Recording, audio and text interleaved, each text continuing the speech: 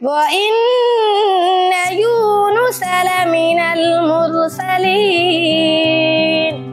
যেখানে একজন শিক্ষার্থীকে কোরআন হিফজ করতে সময় লেগে যায় 2 থেকে 2.5 বছর, সেখানে মাত্র 7 মাসেই এই কিশোরী মুখস্থ করে ফেলেছে সম্পূর্ণ কোরআন। চমকপ্রদ এই অর্জনটা নোয়াখালীর হাতিয়ার ছোট্ট দ্বীপ থেকে।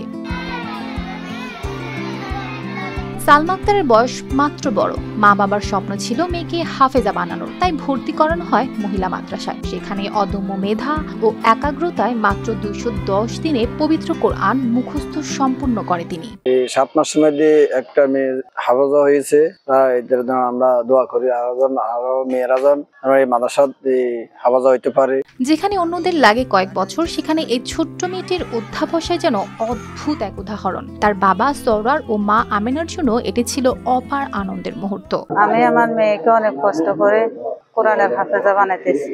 আমার মেয়েরও কষ্ট ছিল, আমিও তাদের হাফেজ এবং হাফেজা এরাও অনেক মেহনত করেছে, আমার মেয়েও অনেক মেহনত করেছে। মাদ্রাসা কর্তৃপক্ষ তার এই অর্জনের দিয়েছে স্বীকৃতি স্বরূপ সম্মাননা। এলাকা জুড়ে ছড়িয়ে পড়েছে গর্বের বাতাস। স্থানীয়রা বলছেন, মহান আল্লাহর রহমত ছাড়া এত দ্রুত হিফজ সম্ভব হতো না। প্রতিষ্ঠা লগ্নের অল্প সময়ের ভিতরে একটা মেয়ে 30 পারা কোরআনের হাফেজ হয়েছে। এটা আল্লাহ পাকের কোরআনের বিশেষ এক মর্যাদা। যে মেয়েটা এই সময়ের ভিতরে হেফজ সমাপনী করেছেন, শেষ করেছেন, আমরা তার জন্য বিশেষ দোয়া। সালমার ইচ্ছা নিজের সাফল্য সবার মাঝে ভাগ করে দেওয়া, যাতে অন্য মেয়েরাও অনুপ্রেরণা পায় হাফেজা হতে। আমি এই মাদ্রাসায় ভর্তি হয়েছি জানুয়ারি মাসে এবং শেষ করেছি গত মাসে।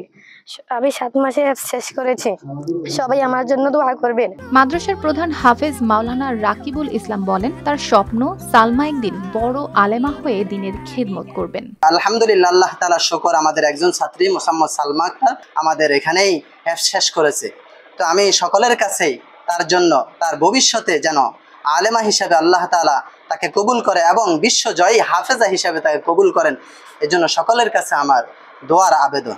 ছোট্ট দ্বীপের এই মেয়ের গল্প কেবল একটি ব্যক্তিগত সাফল্য নয়, বরং পুরো সমাজের জন্য অনুপ্রেরণা। এত অল্প সময়ে হিফজ সম্পন্ন করা যেন এক অলৌকিক আশীর্বাদ। News desk, RTV।